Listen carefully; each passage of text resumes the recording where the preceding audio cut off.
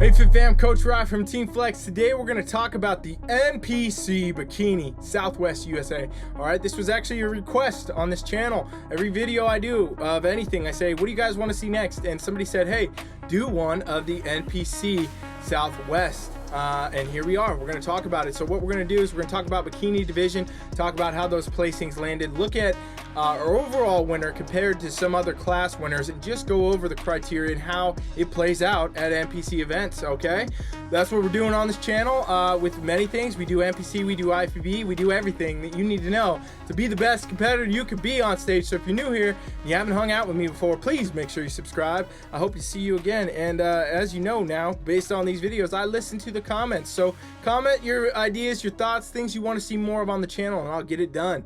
Now, here we go. So we got Bailey here. She's our overall bikini winner. Okay, we got Andrea over here. She's a class winner. And then we got over here Desiree, another class winner. So this is a glimpse into the overall, okay, how the overall comparisons could have gone and what they could have done. I don't have pictures of the overall. The NPC competitions, they don't really ever have pictures of these things available that anybody can get. It's not like a pro event where there's 50,000 pictures of it, right?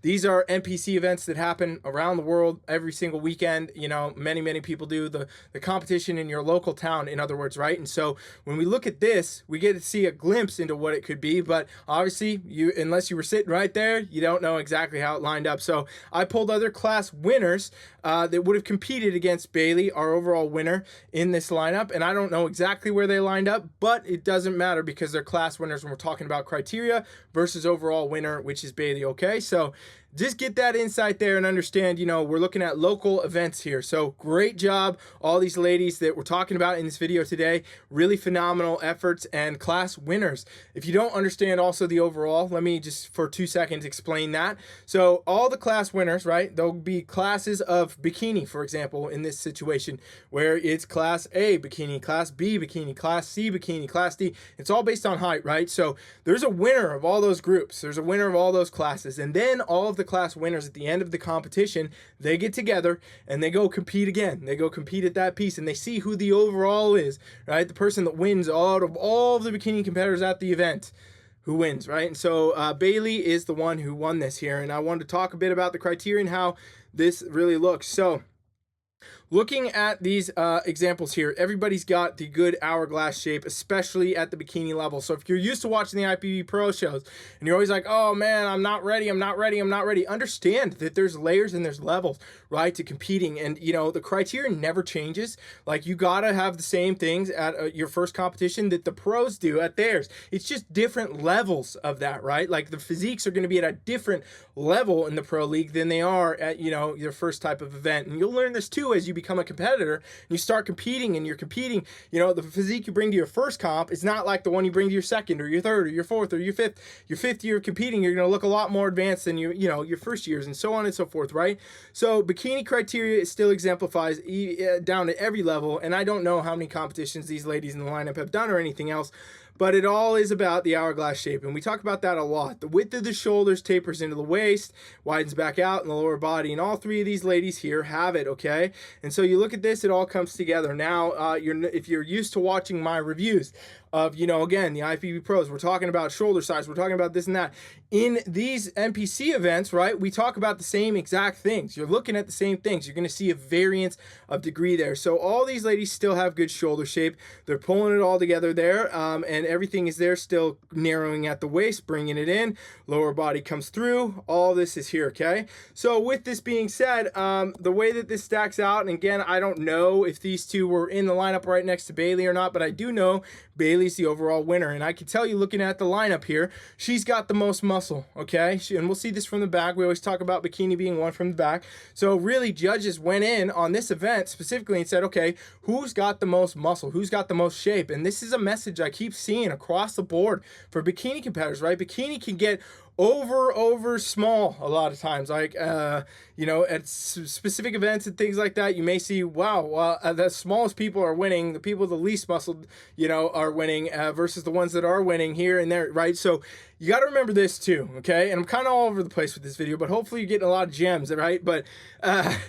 You know, judges can only judge based on who shows up that day, right? And often there's a look. Some competitions go specifically a lot leaner than other ones, and it's usually based on where they're at, believe it or not, right? Like geographic locations, like competitions in California a lot of times go leaner. Competitions in the Midwest may go a little bit softer. Competitions in, you know, the East Coast up here in this state, in this town may be hard, you know, so it goes across the board a little bit differently. You can never say for sure, but it's always about who shows up, and judges have to fit the criteria best they can on that day based on who is there. So you can see fluctuations and things change left and right based on that, right? So if you see one competition and you're like, okay, this competition happened same day, but these bikini athletes look way leaner, these ones look not as lean, this one's look softer, right? Like the reason is because the show can trend based on the criteria. So looking at these ladies here, they all exemplify this criteria very well. They all have good shoulder shape, good overall hourglass, good in the midsection. I think that Bailey has the most muscle in this lineup, and that's really what makes a big difference. You know, looking over here, I think that we have, you know, Andrea, who can bring in a little bit more glute shape overall, just bring in a little bit more quads and hamstrings. Her quads and her hamstrings look a little bit too dominant, right? So kind of bring them in, meaning bring them down, bring up the glutes some more, and get a little bit better of that symmetry, and that can do really well. Keep in mind, class winner, you guys, great job, awesome there. And then Desiree over here, you know, maybe adding a little bit more shoulder shape, everything there. Bailey's got a little bit more in the shoulder department, and you know, again, I think Bailey just has the most symmetrical physique out of the lineup here, out of these three ladies that we're talking about, and that's kind of how the placings come the way they do. Now we look from the back, and you get to see a big difference here, right? And so if you're used to seeing, again, the IFBB Pro stuff that I do on this channel or any other channels where it's like, you know, three-dimensional glute and hamstrings tie-ins, big glutes, big pop through of the hamstring tie-in, you know, that's stuff that comes after years and years and years of training, and it honestly can be unrealistic to a lot of competitors that are looking at other pros and things like that online, which is why, you know, I always say, get on your journey, go start, right? Like the tie-ins on these ladies, all very great for where they're at in their journeys and their stage of competing. Would it go up against an IFBB Pro? No, but they're not IFBB Pros, right? We're talking about the NPC, so that's the difference. And the criteria stays the same. Judges are always looking. So if we look here, you know, we got Bailey again pulling together the hourglass shape, good shape to the shoulder, good taper here. Upper glute is dominant, you know, in the factor where it needs to be. Looking at the tie-in here, we've got soft tie-ins, great. Everything's symmetrical in the lower body. I think it's a great look for her, and that's, again, you know, how she pulls off the overall. Looking over here at Andrea, a little bit different, where, again, you know, I said she might need to work on the glutes from the front. I think she still does from the back. You know, a little bit more pop would be good, a little bit more upper glute. Overall good. Balance out that symmetry. Her quads look a little bit dominant from the back, and that could be a factor, right? So you want to make sure you have those things. But again, still winning her class, you guys. We're talking about just criteria. And then looking over here, you know, at Desiree, a little bit different. Upper body needs probably some more muscle, a little bit more symmetry. Upper glute specifically needs to be hit a little bit harder, and just to bring through the tie-in a little bit more as well. So again, all these things that come with more time, more training, more time competing. You know, go compete, get on stage, get a realistic idea of what it's actually like to be a competitor, instead of just looking at stuff on, you know, Instagram or watching YouTube even, right? Like, this is a very realistic look into how NPC events can go. And yes, there is variances across the board where, you know, some of them, like I said, will go harder, and you'll see really lean girls and be like, what the heck's going on here? And then you'll see some that are softer, and you'll be like, what the heck's going on here, right? But it is all about who shows up that day and what's going to be fitting the criteria. This competition, great example from these three class winners here, you know, in the lineup, how they could pull together, again, you know, to be winning their class, win their criteria, win the example of the show. Bailey taking the overall over these other two, and I think there's some clear reasons why. So focus on your hourglass shape.